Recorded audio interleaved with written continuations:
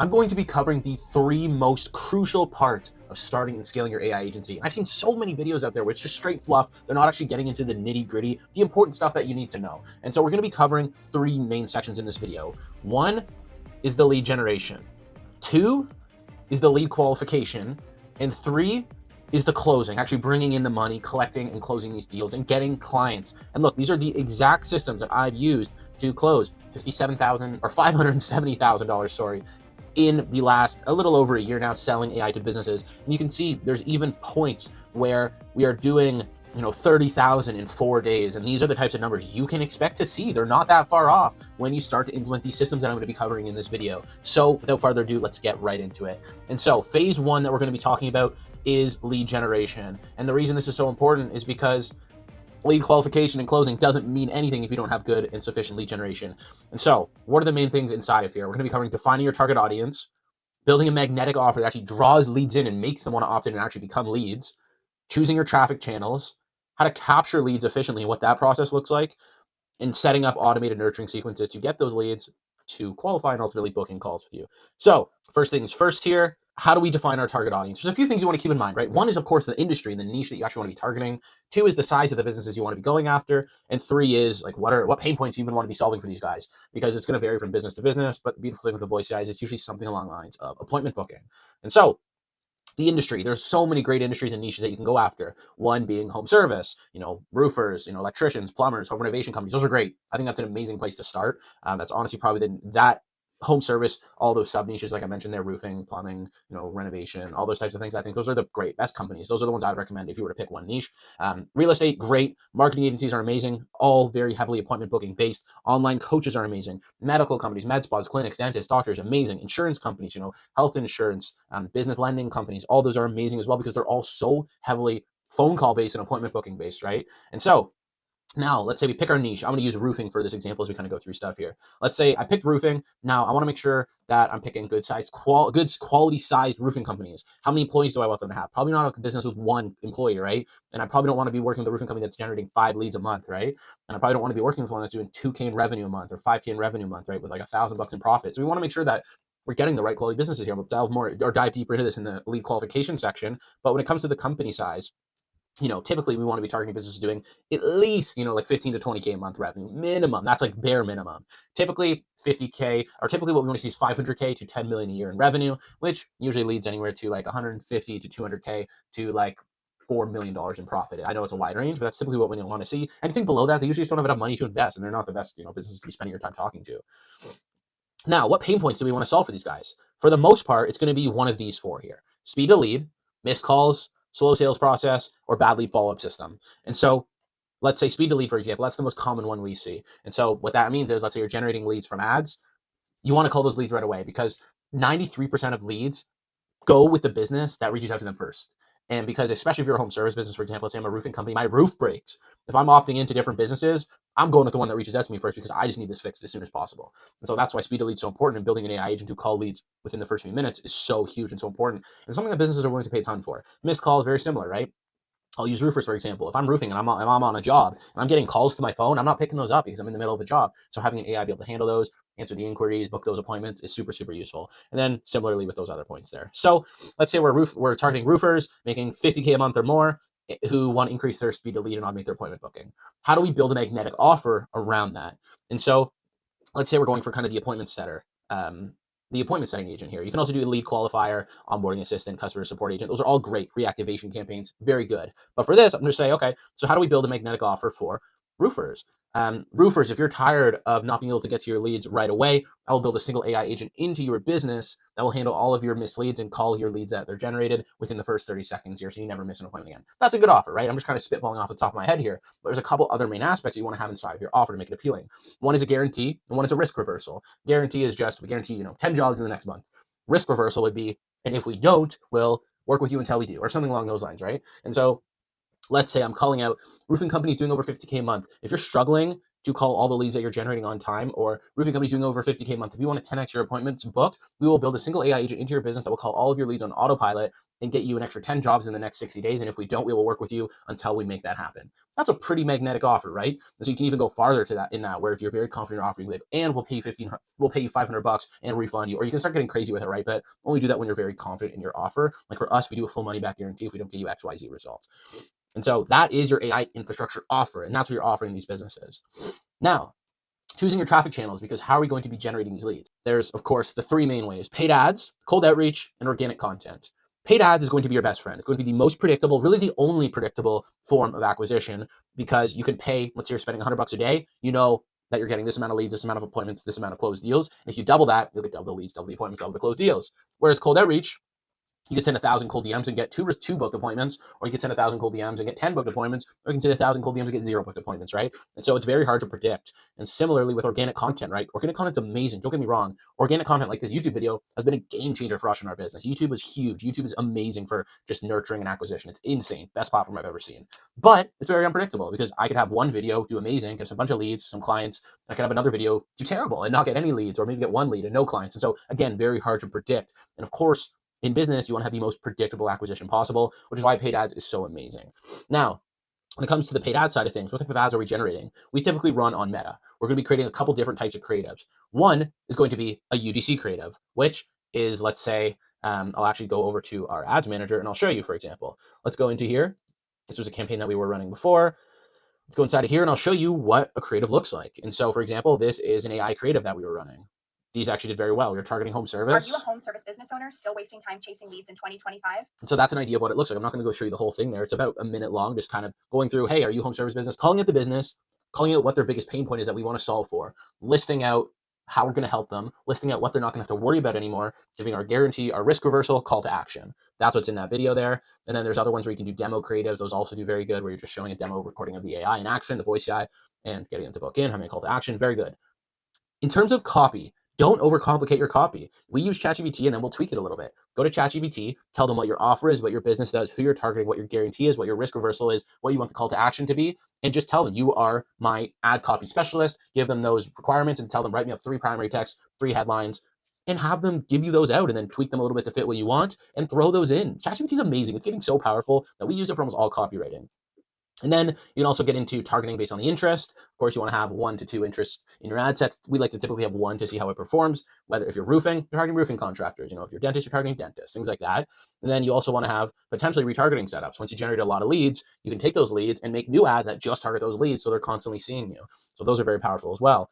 And you, of course, the number one metric you want to target, you want to prioritize for with paid ads is optimizing for cost per qualified booked appointment, because leads are great, appointments are great, but they don't matter if you're not getting qualified booked appointments, right? I don't care if I'm generating $2 leads. If I'm not getting a good cost for qualified booked appointment, it doesn't matter. Now, in terms of cold outreach, there's a few main things, right? Cold calls, cold emails, cold DMs.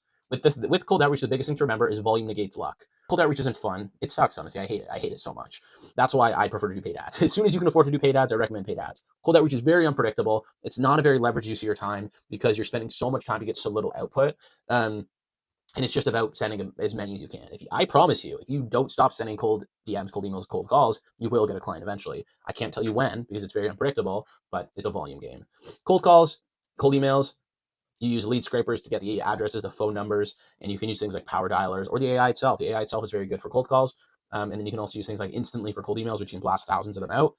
In terms of cold DMs, these are the 3 main things that you want to use. Bulk accounts buy, to buy a bunch of Facebook accounts. You can buy them for like $4 each, bulkaccountsbuy.com. Then you want to go to proxysale.com, buy proxies, because you need all these Facebook accounts to have different IP addresses so Facebook doesn't ban them. You connect them inside of Hide My Account, which is a $20 a month software. You can connect them all. You can have 10 Facebook accounts open at once and sending DMs. That's what I did when I had to do cold outreach. And that's how I was able to send, 300 to 500 DMs a day, and ultimately get to like 7K a month within the first 3 weeks of just literally sending 500 DMs a day. But as soon as I could afford to, I moved to paid ads, because cold outreach sucks. I was spending 4 or 5 hours a day just sending DMs. Now, organic content is amazing. The main thing you want to keep in mind is long form converts people. YouTube has been a huge game changer for us. We have so many prospects that we speak to who have watched our YouTube videos or came from our YouTube videos, and it is amazing. And it does so well for providing value, showing them that you actually know what you're doing, and ultimately just converting people. And so the main purpose of your short form content should be to send them to your long form, where they'll ultimately get nurtured, book, want to work with you, and close. And so short form, I use IG Reels and TikTok, and my main purpose is to send all of them to my YouTube videos. So long form YouTube, of course, and then short form IG Reels and TikTok. YouTube, you want to be posting a long form video at least once or twice a week minimum, and then short form, you want to be posting every single day. Now, when it comes to capturing leads efficiently, this is what the process typically looks like. They click on the ad, they go to a VSL or opt-in page, and I'm going to show you exactly what this looks like. And so I'll show you both examples actually. So this is an example of a VSL page where you have a VSL. They're not opting in because they would have filled out ideally a Facebook lead form beforehand. Please watch. But here, they're watching the VSL, which is a video sales letter. As you can see, it's about 25 minutes where we're handling the main objections, answering a lot of their main questions, telling them what we do, and ultimately getting them to want to book more and selling them. And then this is what the VSL page looks like. I'll also show you we have another funnel that we use that is an opt-in page. And so this is what an opt-in page looks like. It's a survey where instead of having them go to a Facebook lead form right from the ad, we send them to this page where they opt in. And so they go through this. We ask them a couple questions to get an idea where they're at. And they fill these out. Let's say, what's their budget? Let's say 8,000. And then they fill out this and they opt in. And so that's pretty straightforward, right? This is an opt-in form. You're going to get a higher cost per lead with this because there's more steps. They're going to get much higher quality leads because they have to click the ad, fill out this form, answer a couple questions, and then opt in. So this is what an opt-in page looks like. So it's pretty straightforward.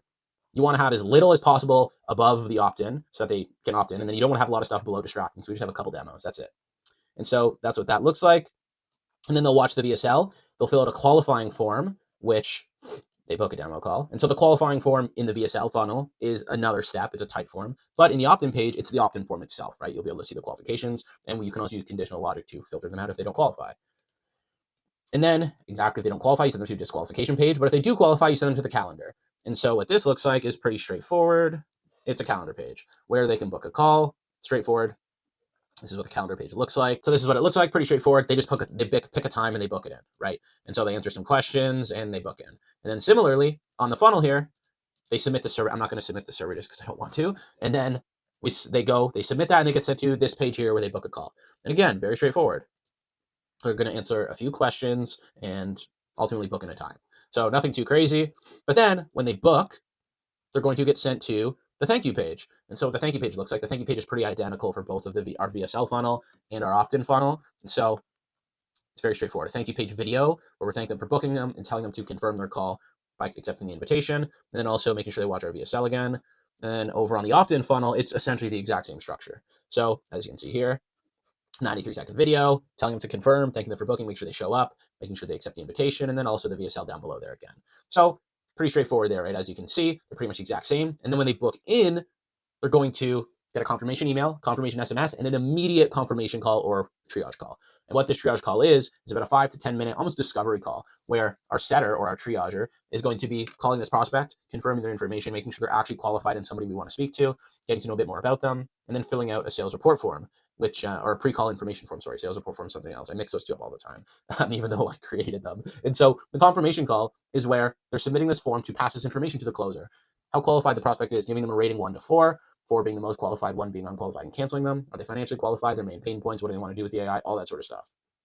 And then the last thing here is setting up automated nurturing sequences. Nothing too crazy. We do this all inside of Go High Level, email and SMS sequences, retargeting ads, AI calls, daily triage or follow-ups. So every single day we're having emails and texts going into them multiple times a day. We're having the AI call them. If they book, we're having human call them, and they're just getting followed up with nonstop and also putting retargeting ads in front of them. So they're seeing us all the time. Now, how do we set up these ad campaigns? I'm going to show you very quickly how we do this. So let's say that we are targeting home service, for example, and we don't know which home service company we want to target. So let's say we're doing this. Or let's say, so we're targeting home service and we don't know, do we want to do roofers, do we want to do plumbers, do we want to do home renovation? We want to see what works. And so let's say you're targeting one niche, right? Let's say you're targeting marketing agencies. You could have 3 interests that are related to marketing agencies. Like one would probably be digital marketing, one would probably be social media marketing agency, and one would probably be, maybe paid ads or something along those lines, right? Things that relate to your niche. And so then you want to be able to test which one performs the best, right? And for you to know which one of these is performing the best, all the other variables that are part of the test need to be the exact same, right? So you can actually attribute the changes to the interests themselves and the improvements. So you want to have those creatives, 5 creatives ideally, some demos, maybe some of those AI ads I showed you earlier. You want to have some primary text that ChatGPT creates. You want to have headlines. And so all of these in a CTA call to action, always be learn more. Now, these here, you want all of these to be the exact same as all of these and all the exact same as all of these. So that way, you know that the main variable we're testing for is the interests themselves. But also you want to have dynamic creative optimization on. This might sound complex, but it's just a little toggle in Facebook. And what that does is it allows Facebook's powerful algorithm to test these creatives and see which one performs better, while also seeing which primary text performs better, and also seeing which headline performs better. So while we're testing which interest is performing better, we're also able to see which creative is performing better, which primary text, and which headline. Now, when we find our winner, let's say the winning one was roofers, the interest performed the best, and then out of the creatives, let's say creative 2 performed the best, primary text 1 performed the best, headline 3 performed the best. We'll take all of those, put them in a new campaign because that's our winner with all the best performers, and we relaunch it as a new campaign. We put about 75-80% of our budget towards that. Then we use the other 20% of our ad campaign budget to test new creatives, new copy, new headline like this here. So that's how we structure the ad campaign. All right, so I know that was quite a bit here, and actually that took about 20 minutes. So now we'll move on to phase 2, which is lead qualification. So now you have your lead generation systems in place. You're generating a good amount of leads. Now you need to make sure they're qualified leads because you don't want to be wasting your time, right? And so there's a few things. One is the pre-qualification. 2 is the triage call. 3 is the BANT framework. And 4 is just simply disqualify and qualify. Now, when it comes to pre-qualification, this stuff's pretty straightforward, right? It's like the opt-in form that I showed you on the opt-in funnel and the qualification form in the VSL funnel, where it's just something simple to make sure that, because with Facebook ads, let's say you're targeting roofers, you might have plumbers come through. You might have people who are just like roofing and aren't actually roofers. And so those types of people, even though they technically align with the interest, they're not business owners and they're not going to be people that we want to have a call with because they're most likely not going to be somebody who wants to invest in this, right? And so that's why it's so important to make sure we have these qualifications in place. And so the short application there, are they making over 50K a month? Yes, let them through to book. If no, they're filtered out. That's an easy way to qualify. And then same with the opt-in form, right? Those questions, what's your budget? How many leads do you generate? All these types of things, because if they only generate 1 lead a month, they're not going to be worth speaking to. Those types of things are very important. And then the triage call. So the triage call is also very important. The triage call is what I mentioned where somebody books in, it's the triage call or the confirmation call. I call them both. So if you hear me saying that, I'm referring to the same thing. And so what this call is where the triager is calling these leads within 5 minutes after they book in. He's almost doing a discovery call with them. And this is why our show up rate is so high for our sales calls, because we have such strict qualifications leading up to it, so that we know if this person is still on our calendar when their call rolls around, we know they're meeting XYZ qualifications and there's somebody that we can actually speak to and probably close. And now on this triage call, you're finding out the prospect's current situation, what their biggest pain point is. Why do they want the AI to be implemented into their business? What's the problem they're looking to solve with the AI? Are they financially qualified? Are they time qualified? Meaning, are they wanting to start this ASAP, not in 6 months down the line? Are they, are all decision makers going to be on the call? Because I don't want to hop on a call with just one of the business partners and then he's got to go relay this information, because that sucks. They never relay the information accurately. So you want to make sure all decision makers are on the call. And then when this is finished, our triager will submit the sales report form or the confirmation call form. Sorry, see, I mix it up all the time. Let me change that. Confirmation call report form. There we go. So the confirmation call, when they submit this information in the form gets sent to Discord, pings our closer, so the closer sees this going into the sales call. Now, the BANT framework. What is the BANT framework? It's exactly what I just mentioned there. And you want to go over this on the triage call and also on the sales call again. It's these main qualifications. Budget, meaning do they have the funds? Because if they have $1,000, I don't want to speak to them. If they have $10 or $10,000 to be able to invest, that's a good prospect. Authority, are all the decision makers going to be on the call? Need, do they actually need it? Because if they have all the systems in place, or maybe they already have a voice AI agent doing exactly what you're going to sell them on, they don't really need it. Or if they're generating 5 leads a month, they don't really need the AI. And then timing, do they actually want to implement this ASAP? I don't want to be speaking to a business who has no interest in implementing this now. They want it in 2 years, right? There's just no point. So you want to make sure all of these are checked. And if these main 4 things are checked, they're most likely a very qualified prospect, right? Ideally, the most qualified prospect if they check all of these. But sometimes they might check 3 of these. Maybe they have the budget, all decision makers will be there, they need it, but maybe they just don't really want it right now. They don't have the urgency yet. It's a lot easier to handle one of these on a call than it is all of these, right? Because if they don't have the budget, only one decision maker is going to be on there. They don't need it and they don't want it. It's very tough to handle that, right? They're just not a good person to speak to. Now, when you disqualify and qualify, this is all it means. Based on everything that we just went through there, you either disqualify or qualify the prospect. Meaning, if after the triage call, they're a 1 out of 4 qualification, you just delete them. But if they're a 4 out of 4, you qualify them. You let the closer know this guy's a very qualified prospect. You can probably close them. And so you want to make sure that your closer is not getting on there, or if it's you closing the deals, you don't want to get on there and then immediately realize this was a complete waste of time. So it's better to just fully qualify them beforehand so you know what you're getting into. Now, we've covered phase 1, lead generation, phase 2, lead qualification. Now it's about closing these deals. So how do we close these deals? Because now, ideally, if you're following these systems, you're getting very qualified calls on there, right? And you're disqualifying the unqualified guys. So there's a few main things on this. The sales process. What do we follow to ideally have a 1-call close? The discovery phase, which is very, very important, the first part of the sales process. The pitch, which is, of course, pitching the offer.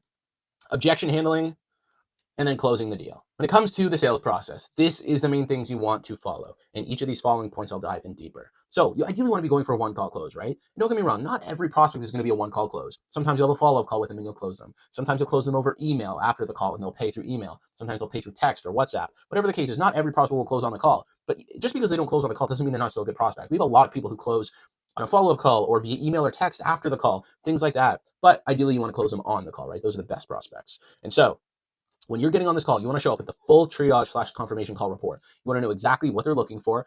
Are they financially qualified? What their rating out of 4 is, all that sort of stuff. You want to have all that information going into the call. You want to place yourself as the authority. You need to be talking with confidence, talking with conviction. If you get on there and you start putting yourself in talking timid, putting yourself on the same level as the prospect, you need to be putting yourselves in the authority position. They're coming to work with you. You're not trying to work with them. That's the mindset you have to have. You're trying to help them, but they are trying to work with you. Build a quick rapport for a minute or two where you're just talking to them. Hey, where are you from? Oh, I'm from Spain. Oh, cool. I've never been to Spain. I've heard great things, blah, blah, blah, blah. That's it. Were you born and raised? You can make a little small talk for 2 minutes. Like if you see something in their background, bring it up, talk to them about it quickly. Because it makes you seem human and it kind of lowers the sales resistance right off the bat. Now, discovery. Discovery is where you're getting to know everything about the prospect, why they're on the call, what they're looking for, all that type of stuff, and find out what their main pain points are so that you can use that later.